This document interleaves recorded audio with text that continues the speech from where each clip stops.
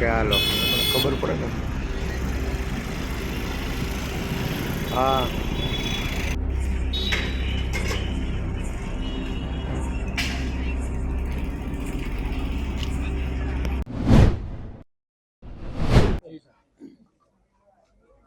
સુરત જિલ્લાના બારડોલી તાલુકાના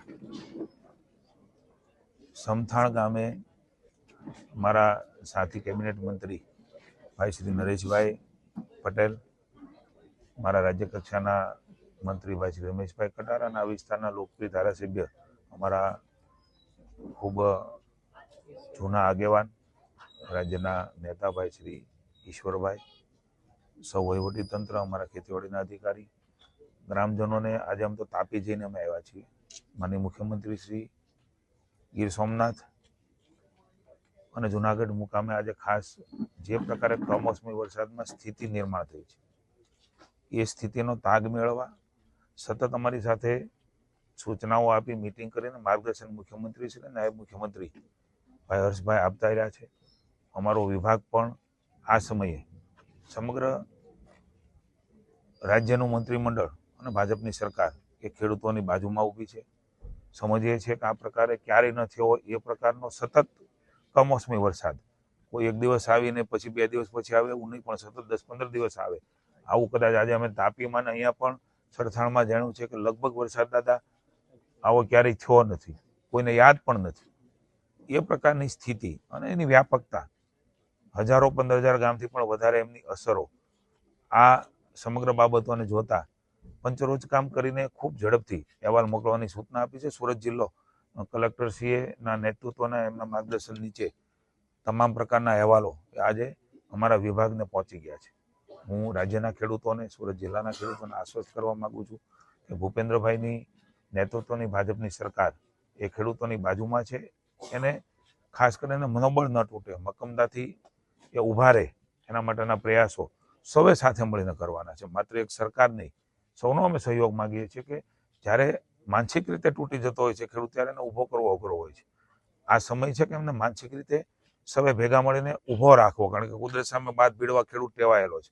પણ આ વખતેની સ્થિતિ વિશેષ છે ત્યારે સરકાર અને સમાજના સૌ લોકો સાથે મળીને એમને ઊભા કરવાના પ્રયાસ કરીએ તો એમની તાકાતને શક્તિ છે, એનું ખમીર છે, એને સહયોગ કરી છે તો ફરી વખત બેઠો થઈ અને ફરી એ જગતનો તાત એ ધાન આપતો થઈ જવાનો છે.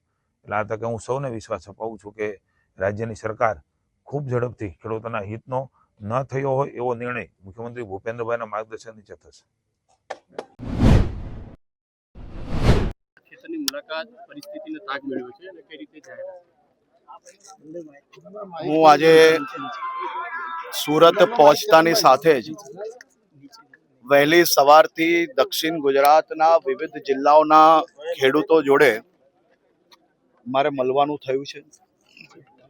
આજે મુખ્યમંત્રી શ્રી ભૂપેન્દ્રભાઈ પટેલના અધ્યક્ષ સ્થાને એમને બી આ બેઠક વિડીયો કોન્ફરન્સના માધ્યમથી લઈને ગુજરાતના તમામ ક્ષેત્રના ખેડૂતોને થયેલી નુકસાનીનો ત્યાગ મેળવ્યો છે. જે દિવસે અડધી રાત્રે આ ભારે વરસાદ ચાલુ થયો, વહેલી સવારથી જ મુખ્યમંત્રી શ્રી ભૂપેન્દ્રભાઈ પટેલજી દ્વારા તમામ મંત્રીઓને ફિલ્ડ પર મોકલવામાં આવ્યા. તમામ વિભાગોને એમને ત્યારે જ સૂચના આપી કે વધુમાં વધુ ખેડૂતોની સાથે રહીને કઈ રીતે મદદગાર થઈ શકાય તે દિશામાં કામગીરી ચાલુ કરી લેવી. હજી તો વરસાદ બંધ બી નહીં થયો તે પહેલા આખું તંત્ર, સૌ મંત્રીઓ એ તમામ ખેડૂતોના સહયોગમાં સાથે ઊભા રહીને કામગીરીની શરૂઆત થઈ ગઈ છે. મુખ્યમંત્રીશ્રીએ આજે બી તમામ વિભાગને કહ્યું છે કે તમામ લોકોનો સંપર્ક કરીને ઝડપથી તમામ ક્ષેત્રમાં ખેડૂતોને થયેલી નુકસાનીનો આંકડો તૈયાર કરીને આવનારા દિવસોમાં ઝડપથી તેમની સાથે કઈ રીતે સરકાર ઊભી રહી શકે તે દિશામાં રાત દિવસ એક કરીને કામ કરો અને વધુમાં વધુ મદદ પહોંચાડવાની ભાવનાથી મુખ્યમંત્રીશ્રીએ જો ભૂતકાળનું તમે જોશો તો ગુજરાતમાં જ્યારે જ્યારે ખેડૂતોને કોઈ બી આફત આવી તો ભૂપેન્દ્રભાઈ પટેલજી દ્વારા એમના હિતમાં નિર્ણય લેવાયો છે અને આ વખતે બી તેમની સાથે તેમના સહયોગમાં તેમના હિતમાં નિર્ણય લેવાશે. આભાર. Okay sir. સૌએ પત્ર લખવામાં આવ્યું છે, શું માંગણી છે, શું કારણથી પત્ર લખવામાં લગભગ છેલ્લા 4-5 વર્ષથી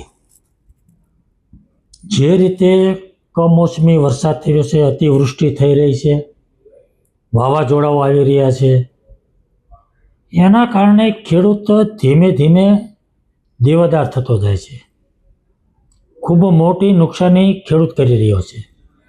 દર વખતે સરકાર સહાય આપવાનો પ્રયાસ કરે છે, સહાય આપે છે, પરંતુ એનાથી એની નુકસાની ભરપાઈ નથી થતી. એમાં પણ આ વખતે જે છેલ્લે વરસાદ પડ્યો છે એનાથી ખૂબ મોટું નુકસાન ખેડૂતને થયું છે. અને મને એવું લાગે છે કે ખેડૂતોને ફરીવાર ઊભો કરવો હોય અને બેઠો કરવો હોય તો એ સહાયથી એની નુકસાની ભરપાઈ નહીં થાય, બેઠો નહીં થાય. એટલા માટે ખેડૂતોને દેવું છે એ માફ કરવું જોઈએ એવું મારું માનવું છે અને એટલા માટે મેં આ પત્ર લખ્યો છે. સર, ખાસ કરીને અત્યારે આંદોલનો થઈ રહ્યા છે, ખેડૂતો પાયમાલ થઈ રહ્યા છે, આ પ્રકારના શું કેસો એને લઈને? બધા વિપક્ષો પોતપોતાની ભૂમિકા ભજવી રહ્યા છે, એનું કામ કરે છે, પરંતુ એક સરકારના પ્રતિનિધિ તરીકે, એક ધારાસભ્ય તરીકે જ્યારે ખેડૂતો ઉપર એટલી મોટી મુશ્કેલી આવી છે ત્યારે ખેડૂતની વાત, એની મનની પીડા એ સરકાર સુધી પહોંચાડવાનો મેં પ્રયાસ કર્યો છે.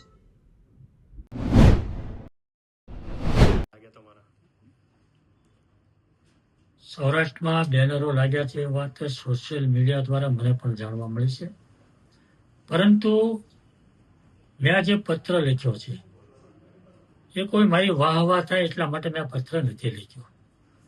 કોણે બેનર લગાવ્યા છે એ મને પણ જાણ નથી, મને પણ ખબર નહીં, પરંતુ છેલ્લા 4-5 વર્ષથી હું જે જોઈ રહ્યો છું, ખેડૂતોને જે નુકસાન થઈ રહ્યું છે, કમોસમી વરસાદ આવે છે, અતિવૃષ્ટિ થાય છે, ચક્રવાત વાવાઝોડું આવે છે અને વારંવાર ખેડૂતોને નુકસાન થઈ રહ્યું છે.